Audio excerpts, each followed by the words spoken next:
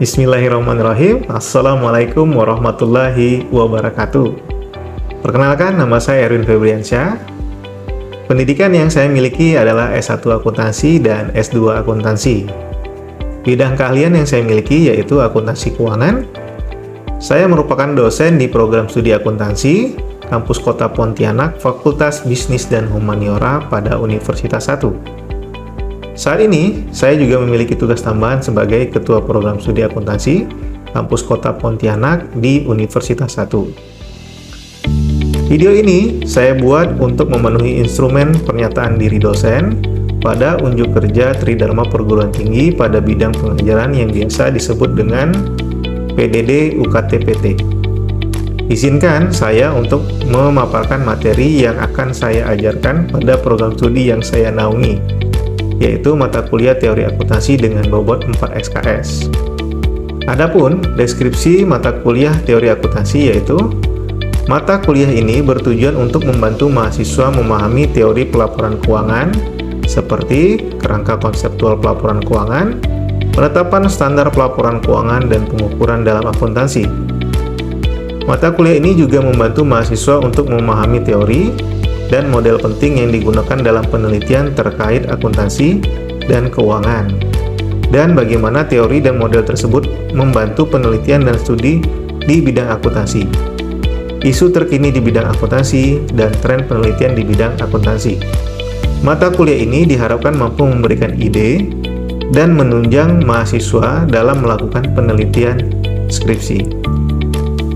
Adapun capaian mata kuliah ini yaitu: yang pertama, mahasiswa akan mampu menjelaskan isu-isu kontemporer dalam akuntansi dan teori akuntansi.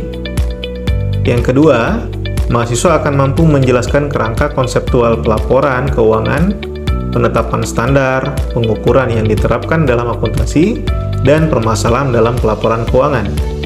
Yang ketiga, mahasiswa akan mampu mengidentifikasi teori akuntansi yang digunakan dalam penelitian akuntansi dan keuangan. Yang keempat, terakhir, mahasiswa akan mampu menjelaskan isu-isu terkini dalam riset akuntansi dan teori-teori terkait. Adapun capaian pembelajaran lulusan pada mata kuliah ini, yang pertama, menguasai konsep teoritis secara mendalam tentang kerangka dasar penyajian dan penyusunan laporan keuangan, kebijakan dan prinsip-prinsip akuntansi, siklus akuntansi, pengakuan, pengukuran, penyajian, dan pengungkapan elemen-elemen laporan keuangan, analisis laporan keuangan. Dan yang kedua, memahami konsep dan prinsip tentang organisasi, tata kelola, manajemen risiko, manajemen strategi, pengendalian internal, lingkungan bisnis, dan kode etik profesi akuntansi. Adapun materi pembelajaran mata kuliah ini yaitu: yang pertama, Contemporary Issues in Accounting. Kedua, Standard Setting. Ketiga, Measurement. Keempat, Theories in Accounting. Kelima, The Conceptual Framework for Financial Reporting. Keenam, Corporate Governance. Ketujuh, Technology in Accounting. Kedelapan, Capital Market Research and Accounting. Kesembilan, Earning Management. Kesepuluh, Sustainability and Corporate Social Responsibility. Komponen penilaian pada mata kuliah dihitung dari tugas 20%, ujian tengah semester 30%, ujian akhir semester 50%. Metode pengajaran yang saya lakukan di Prodi Akuntansi Kampus Kota Pontianak adalah menggunakan metode DIA, yaitu Delivery, Interaction, dan Assessment. Metode yang pertama yaitu Delivery. Pada penyampaian materi perkuliahan, saya akan memberikan materi dalam bentuk soft file pada e-learning Universitas 1 yang bernama 1Connect. Selain itu, yang selanjutnya adalah saya juga melampirkan berbagai referensi yang sesuai dengan yang ada di rencana pembelajaran semester atau RPS. Metode yang kedua yaitu Interaction. Nah, dalam hal ini saya akan melakukan interaksi kepada mahasiswa saya yang ada di kelas untuk bertanya langsung kepada saya. Namun, jika mereka ingin bertanya lebih lanjut, mereka dapat menggunakan sesi forum yang ada di 1Connect. Selain satu connect, mahasiswa juga dapat berkomunikasi dengan dosen melalui WhatsApp group yang sudah dibuat bersama. Metode yang ketiga yaitu asesmen. Nah, asesmen di sini saya akan memberikan tugas kepada mahasiswa yang dapat mereka upload dan download di satu connect.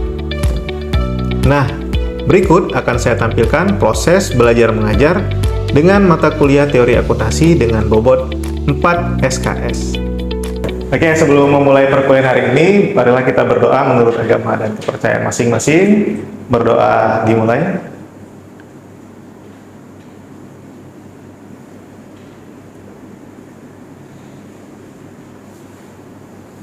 Berdoa selesai. Kemarin kita sudah bahas ya materi sesi 1 dan sesi 2. Dari teman-teman di sini ada yang bisa mengulas sedikit nggak sebelum kita masuk ke materi sesi ketiga hari? Oke, silakan. Kak Lisa. Kemarin di sesi 1 sama sesi 2 seingat saya kita ada bahas tentang isu-isu kontemporer dalam akuntansi ya Pak, yang dimana kita ada bahas tentang akuntansi keberlanjutan atau sustainability accounting, yang dimana fokusnya itu pada pelaporan aspek lingkungan, sosial, tata kelola ESG. Terus kita juga ada bahas tentang pelaporan ESG dan standar internasional. Kita juga ada bahas tentang digitalisasi dan akuntansi berbasis teknologi, yang dimana sekarang itu udah banyak banget pemanfaatan teknologi di bidang akuntansi kayak bidang big data, AI, dan blockchain dalam proses akuntansi. Oke, terima kasih Kalista ya. Jadi kita sudah diantarkan oleh Kalista tadi ya. Mungkin teman-teman bisa mengingat kembali materi 1 dan 2. Kita hari ini akan bahas materi sesi ketiga judulnya standar akuntansi keuangan. Nah, di kita kan ada namanya LMS 1 Connect ya. Kita coba absen dulu masing-masing, silakan buka 1 Connect-nya dan absen dari masing-masing device atau perangkatnya. Silakan. Oke ya, sudah absen semua ya? Sudah Pak. Oke. Jadi kemudian kita masuk ke materi intinya pada hari ini. Hari ini kita akan bahas mengenai standar akuntansi keuangan. Ya, sebelumnya kita sudah bahas mengenai isu-isu kontemporer di akuntansi, sekarang standar akuntansi keuangan. Nah, sebelum memasuki materi ini, kita harus tahu dulu nih, apa tujuan pembelajaran pada hari ini ya. Nah, adapun tujuan pembelajaran pada hari ini yaitu yang pertama itu kita harus memahami konsep dasar dan tujuan dari standar akuntansi keuangan, yaitu menjelaskan pengertian, ruang lingkup, dan tujuan diterapkannya standar akuntansi keuangan di Indonesia. Berikutnya mengidentifikasi peran Dewan Standar Akuntansi Keuangan (DSAKIAI) dalam penyusunan dan pengembangan standar. Kemudian yang kedua, menganalisis struktur dan jenis standar akuntansi keuangan. Nah, di standar akuntansi keuangan ada beberapa ya jenis standar akuntansi keuangan yang berlaku di Indonesia, seperti SAK ETAP, nanti kita akan bahas, kemudian SAK MKM, dan PSAK berbasis IFRS dan PSAK. Kemudian membedakan karakteristik dan cakupan masing-masing standar akuntansi yang relevan nantinya. Kemudian yang ketiga, menerapkan standar akuntansi keuangan dalam penyusunan laporan keuangan. Kan karena kita di sini jurusan akuntansi, maka penting untuk kita mengetahui apa sih standar dalam penyusunan laporan keuangan. Nah, menerapkan prinsip-prinsip akuntansi berbasis SAK dalam pencatatan dan penyusunan laporan keuangan entitas. Kemudian melakukan pencatatan, sudah menerapkan, kemudian melakukan pencatatannya bagaimana? Transaksi keuangan sesuai dengan ketentuan dalam PSAK atau pernyataan standar transaksi keuangan. Kemudian yang keempat, menganalisis perubahan dan adopsi IFRS. IFRS, ada yang ingat nggak IFRS itu apa? Kalista bisa? Karena kita ini lanjutan ya dari materi sesi 1 dan 2 sebelumnya. IFRS apa Kalista? IFRS itu kayak standar laporan keuangan internasional. Jadi itu kayak seperangkat aturan akuntansi yang bertujuan untuk menciptakan bahasa umum dan kerangka kerja yang seragam dalam penyusunan laporan keuangan perusahaan, sehingga laporan tersebut dapat mudah dipahami, dibandingkan, dan diakses oleh berbagai pihak di seluruh dunia. Oke, thank you ya Kalista. Jadi ini IFRS ini kenapa diadopsi di Indonesia? Karena perusahaan-perusahaan Indonesia adalah banyak juga perusahaan multinational company yang mereka harus membuat laporan keuangan dan bukan hanya dimengerti oleh orang Indonesia saja, tapi luar negeri juga. Makanya harus mengadopsi IFRS nantinya. Kemudian berikutnya, mengkaji dampak perubahan standar terhadap pelaporan keuangan dan pengambilan keputusan ekonomi.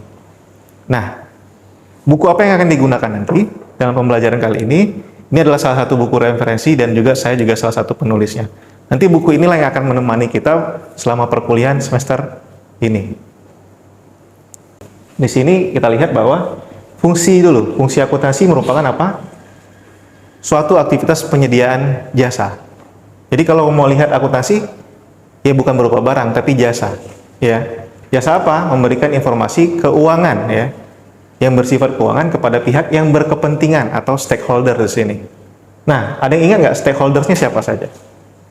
Sebagai pemakai laporan keuangan.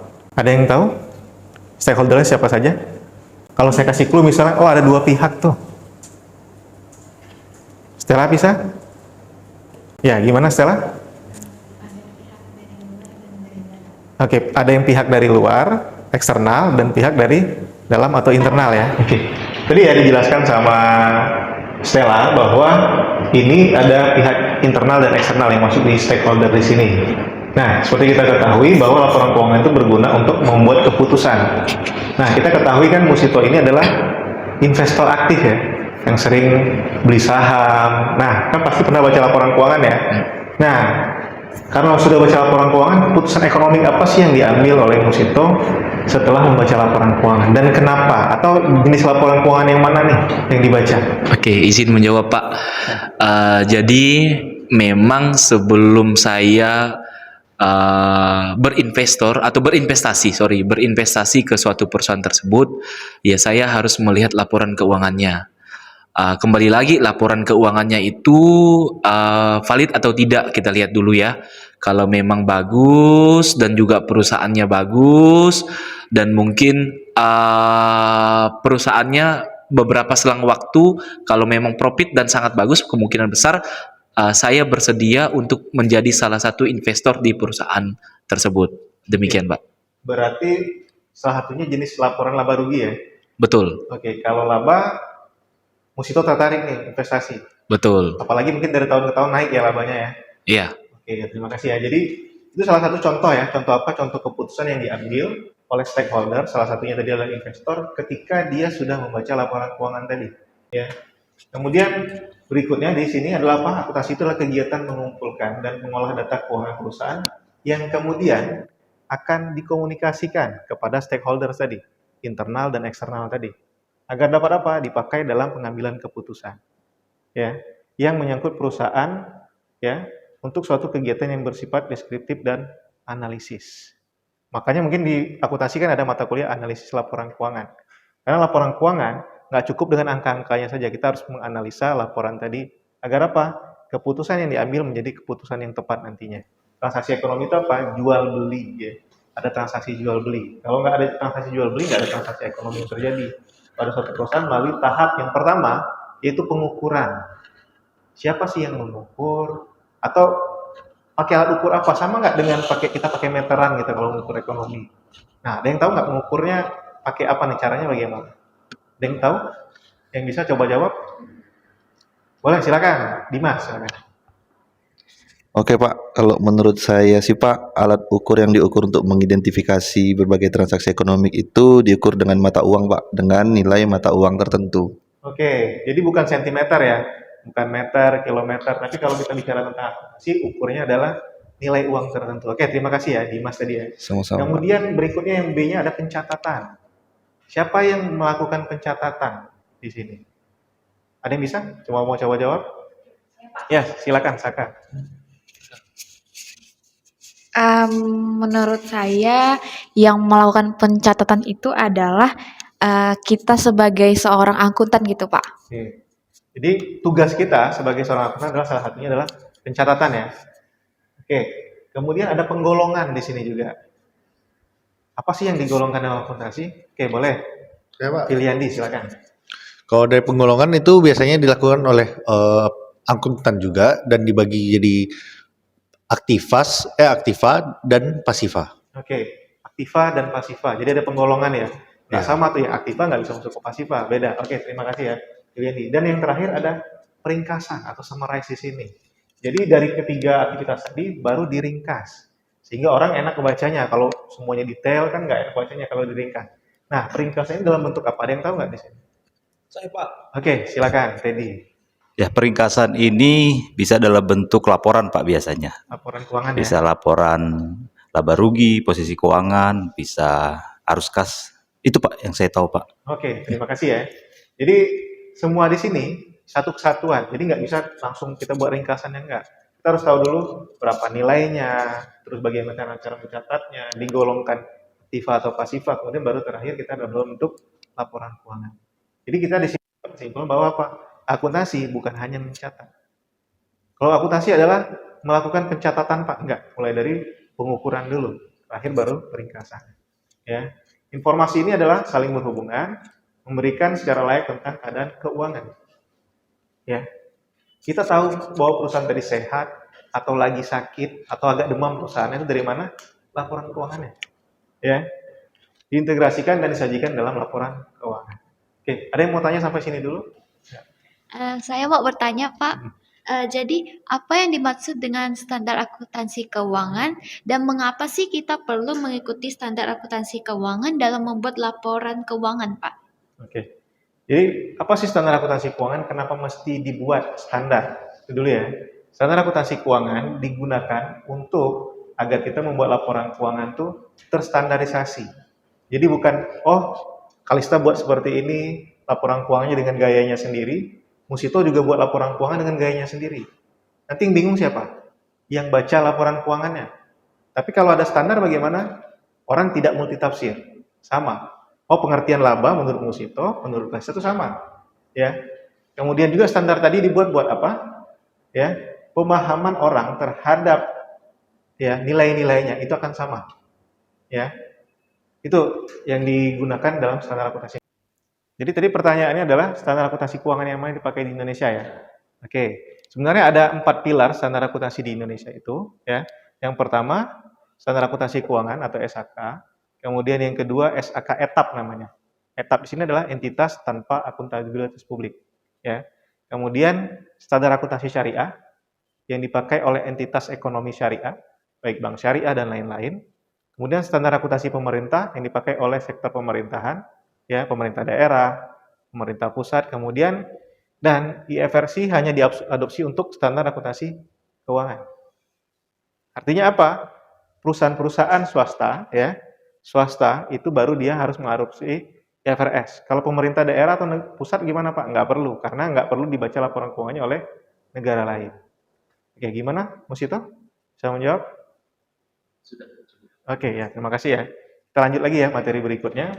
Materi mengenai ruang lingkup akuntansi ya. Ruang lingkup akuntansi terkait mengenai apa? Yang pertama ada akuntansi keuangan, ya, financial accounting, kemudian akuntansi manajemen, manajemen accounting, kemudian akuntansi pemerintahan, governmental accounting, kemudian yang terakhir adalah akuntansi perpajakan atau taxation accounting. Nah, biasanya kita paling umum itu membahas mengenai akuntansi keuangan. Akuntansi keuangan fokusnya kemana? Pada pengembangan dan komunikasi informasi keuangan ya kepada pemakai eksternal. Nah, saya mau tanya dulu, masih ada yang ingat nggak eksternal tadi siapa saja tuh? Stakeholder yang disebut sebagai eksternal, pengguna laporan keuangan. Diki boleh?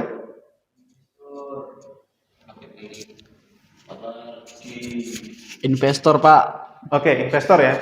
Ya benar ya. Terima kasih Diki. Jadi tadi kita jelaskan investor, ya investor, kreditur itu adalah pihak eksternal. Dia akan fokus kemana? Ke akuntansi keuangan. Kemudian akuntansi manajemen. Nah, akuntansi manajemen di sini apa? Berhubungan dengan pelaporan keuangan untuk pemakai internal. Nah, kita belum banyak bahas banyak internal. Siapa saja sih yang pakai laporan keuangannya? Tadi kan eksternal ya. Nah, internal siapa saja? Pemakai internal tuh seperti manajemen. Manajemen ya, pimpinan ya misalnya, terus ada lagi? Enggak. Oke. Internal itu siapa? Internal di sini adalah manajemen atau manajerial ya. Staf, karyawan itu pengguna dari akuntansi manajemen. Kemudian akuntansi pemerintahan berarti adalah pemerintah daerah, pemerintah pusat, kemudian akuntansi perpajakan. Ya. Kemudian tujuan laporan keuangan. Kita udah buat tadi ya, terus sudah dikasihkan. Tahu nggak tujuannya ngapain? Memberikan informasi yang berguna bagi investor dan kreditur yang ada dan yang potensial. Ya, yang ada dan yang potensial. Serta pemakai lainnya dalam pengambilan keputusan yang rasional. Ya, saya lihat ada beberapa yang ngantuk ya, misalnya Diki tuh ngantuk di belakang itu. Karena iya. Iya. Kayak dari mana semalam gitu kan? Iya. Oke, jadi kita coba ke kuis dulu ya, biar nggak ngantuk. Kita selingi dengan kuis dulu. Kuis mengenai materi yang baru saja saya sampaikan tadi. Kita kuis menggunakan Kahoot. Boleh teman-teman silakan login dulu. Saya akan tampilkan ke layar untuk login kuis Kahoot-nya. Silakan ya. Baik, Pak. Kita kalah aja. kalau kita pakai itu untuk COC kan? Iya, jadi ini seperti simulasi COC, Clash of Champions katanya. Silakan masuk ke game pin-nya dan kasih nama sesuai nama asli ya. Jangan nama mode malam, Pak. Mode siang, namanya beda-beda nanti. Ya, ini boleh nih nama keren-kerennya ya. Ini Feels katanya. Silakan. Sudah, Pak. Sudah ya, sudah semua. Kalau sudah semua, sudah. Boleh siap-siap ya. Nanti soalnya akan tayang di sini dan kalian memilihnya menggunakan device masing-masing. Ya siap semuanya? Siap ya? Oke, kita mulai dulu. Soalnya ada 4 ya. Soalnya ada 4 soal. Kemudian masing-masing soal durasinya adalah maksimal 1 menit. Ya, cepat-cepatan. Iya, silakan.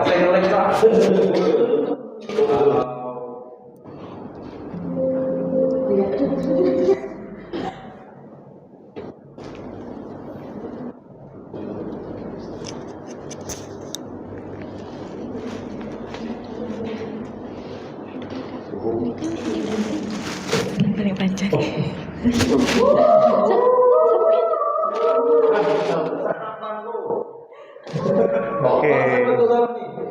Berarti kita lihat di sini yang ini ya. Ada 1 orang ya dari semuanya yang memilih yang hijau. Berarti untuk pemahaman kita bisa lihat di sini udah lumayan paham di soal yang pertama. Kemudian siap-siap untuk soal yang kedua. Oke, yang pertama Yanti. Yanti siapa? Yang mana? Kalista. Oke. Pilihan ini Yanti. Yanti. Oh, Karen Jayanti. Kemudian Kalista B27, B28. Kalis B27. Stella ya, sama Teddy ya. Rian, tapi nggak dari Jombang ini ya. Tapi ini Riannya nggak dari Jombang ya. Oke, lanjut soal kedua.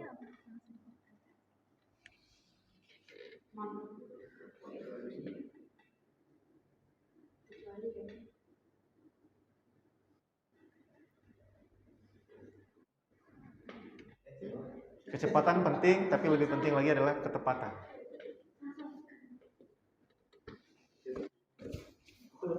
Ya, ingat kecuali ya, kecuali. Oke, masih ada yang keliru ya, tapi lebih banyak lagi yang benar. Kita lihat tadi yang pertama Yanti yang pimpin. Soal kedua, oke, masih Yanti yang pimpin ya. Mantap Yanti.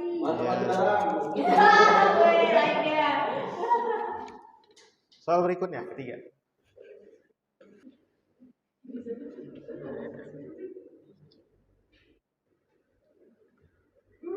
Oke, hanya 1 yang masih belum benar ya.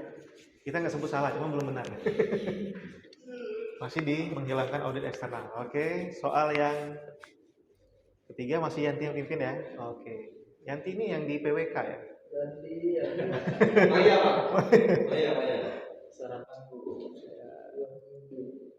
Soal terakhir. Nah, ini yang paling menentukan. Kecuali ya.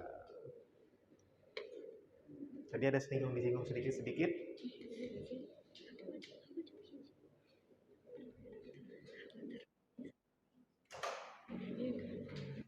Boleh, silakan.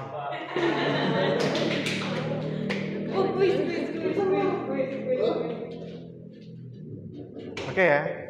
Berarti ada 6 yang pilih SAK SKM ya.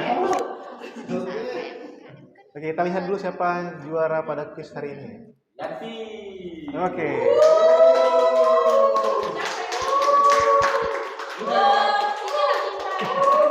Ada Kalista sama Kalista. Oke. Setelah ngantuknya hilang, yang muncul apa? Lapar. Kalau lapar ya berarti kalau kita karena kuliahnya pagi, jangan lupa sarapan. Oke ya. Jadi terima kasih teman-teman yang sudah hadir pada perkuliahan sesi ketiga hari ini. Kemudian kita akan menyampaikan tentang kesimpulan perkuliahan hari ini. Nah, teman-teman ada nggak yang bisa menyimpulkan hasil perkuliahan kita hari ini? Oke, siapa yang mau? Oke, silakan Stella ya. Ya, silakan Stella. Jadi kesimpulan untuk materi hari ini Ya. yaitu Gimana? kesimpulannya itu tentang standar akuntansi keuangan atau SAK merupakan fondasi penting dalam praktik akuntansi Indonesia. SAK berperan sebagai pedoman yang memastikan laporan keuangan disusun secara relevan, andal, dan dapat dibandingkan oleh berbagai pihak yang berkepentingan. Dengan mengikuti SAK, perusahaan dan entitas lainnya dapat menyajikan informasi keuangan secara transparan dan bertanggung jawab.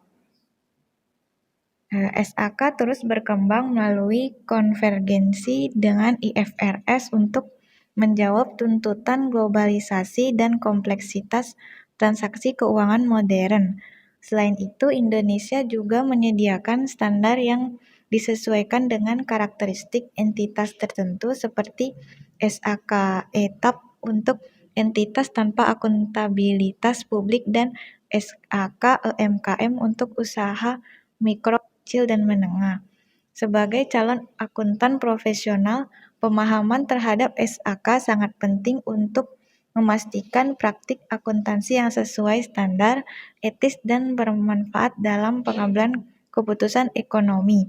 Di tengah isu-isu kontemporer seperti digitalisasi, ESG, dan aset kripto, penerapan SAK menjadi semakin strategis dalam menjaga keandalan dan kredibilitas perlaporan keuangan.